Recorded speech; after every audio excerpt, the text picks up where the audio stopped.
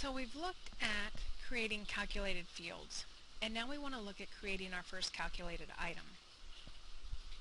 This comes from the Pivot Table Data Crunching book, Chapter 5, and it begins on page 124. I'm going to start with our data. I'm going to insert a pivot table. What we want to look at is a comparison between the sales amount in the most recent 6 sales periods compared to the 7 prior periods. So our fields are going to be sales period and sales amount. We first want to format our table. We're going to go up to Design on Pivot Table Tools, Report Layout, show in a tabular form. Then we want to go to the sales amount column, number format, right-click number format, and change that to currency with 0 decimal places. Click OK. And now we're ready. Because we want to work in the sales period, we're going to click anywhere in the sales period column.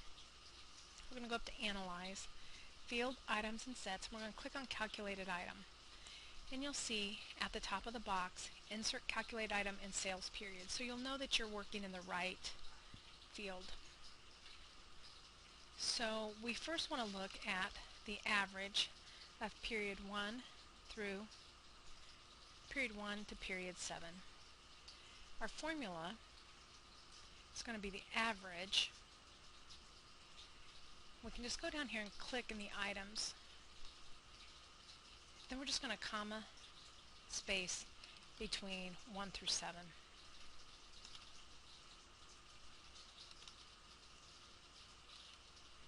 Just 5, 6, and 7. We're going to close parenthesis, click OK. And you can see that now the average of periods 1 to 7 are now located in our table. We want to remain in the sales period column, and we want to go back to Fields, Items, and Sets. Again, click on Calculated Item. This time we want to look at the average of P8 to period 13. It's going to be a very similar formula. Average, open parenthesis. This time we want periods 8 through 13 in our formula. Again, we're going to comma space. You just double click on the items that you want to add.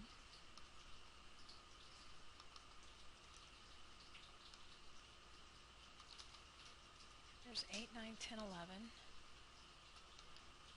12, and 13, close parenthesis. Click OK. You can now see that both items have been added to our table. Now, we don't need to look at our sales periods any longer, our individual sales periods. We just want to look at the averages. So in order to do that, we're going to go ahead and highlight the individual periods. We're going to right click, we're going to go to Filter, and we're going to hide the selected items. And that's going to hide all of the rows that we have highlighted. So we can now look at the average of periods 1 to 7 and 8 to 13 and make a comparison easily.